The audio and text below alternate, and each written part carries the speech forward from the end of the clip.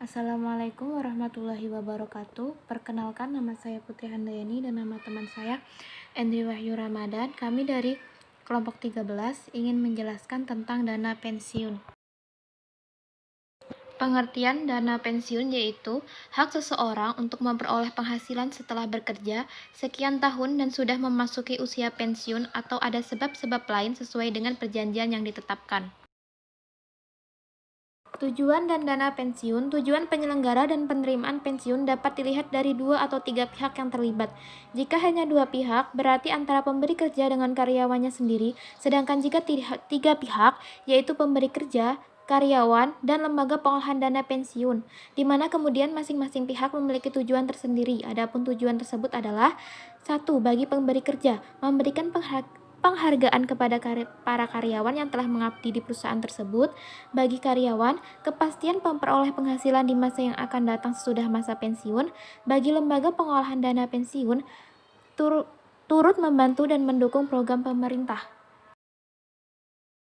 Jenis-jenis dana pensiun dibagi menjadi 4. Yang pertama, pensiun normal, pensiun yang diberikan oleh karyawan yang usianya telah mencapai masa pensiun. Yang kedua, pensiun dipercepat, diberikan untuk kondisi tertentu. Ketiga, pensiun ditunda, yang diberikan kepada karyawan yang meminta pensiun sendiri. Yang keempat, pensiun cacat, pensiun yang diberikan bukan karena usia, tetapi disebabkan peserta mengalami kecelakaan sehingga dianggap tidak mampu lagi untuk bekerja.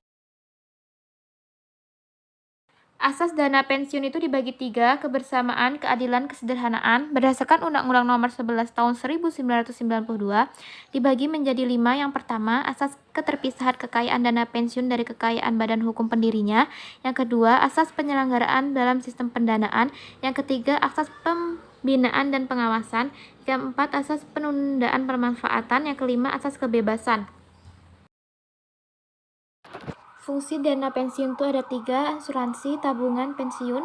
Sedangkan kekayaan dana pensiun itu berasal dari iuran pemberi kerja, iuran peserta, hasil investasi, dan pengalihan dari dana pensiun lain.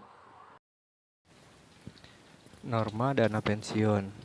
Yang pertama, manfaat pensiun bagi peserta. Kedua, uang pertanggungan bagi peserta yang meninggal atau cacat. Yang ketiga, nilai tunai bagi peserta yang berhenti sebelum mencapai masa kepesertaannya selama 3 tahun. Yang keempat, nilai tunai bagi peserta yang berhenti setelah 3 tahun. Yang terakhir, pembayaran manfaat pensiun. Peserta dan usia pensiun yaitu usia peserta 18 tahun atau telah kawin, masa kerja minimal 1 tahun. Jenis-jenis dana pensiun yaitu ada 2. Yang pertama, dana pensiun pemberi kerja atau DPPK. Yang kedua, ada dana pensiun lembaga keuangan DPLK.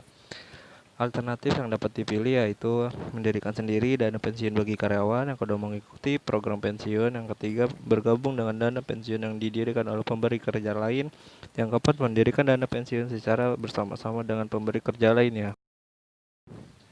Sistem pembayaran pensiun. Pada saat menerima pensiun, biasanya perusahaan dapat menawarkan 2 sistem pembayaran kepada karyawannya. Yang pertama, program pensiun manfaat pasti atau PPMP. Yang kedua, program pensiun iuran pasti atau PPIP.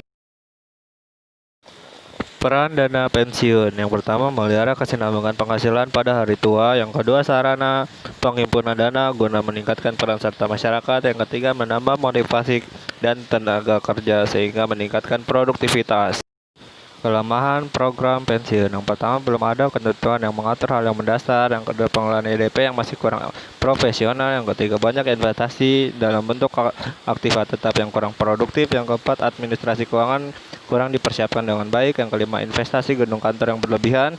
Yang keenam, manajemen kurang peduli terhadap perbaikan. Yang ketujuh, keuntungan lembaga dalam pensiun tidak besar diimbangi dengan perbaikan manfaat.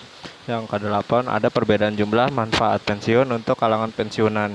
Keunggulan dana pensiun. Yang pertama, pengelola yang ditunjukkan seyogyanya profesional. Yang kedua, seluruh himpunan iuran dan hasil pengelola kekayaan dibagikan kepada peserta atau ahli warisnya. Yang ketiga, biaya relatif lebih rendah. Yang keempat, manfaat pensiun dinikmati secara berkala bulanan seumur hidup. Yang terakhir, memiliki 3 fungsi, tabungan, asuransi, dan pensiun. Demikian penjelasan pada kelompok 13, kurang lebihnya mohon maaf. Semoga Allah meridhoi dengan ilmu kita pada hari ini. Amin amin ya robbal alamin. Wassalamualaikum warahmatullahi wabarakatuh.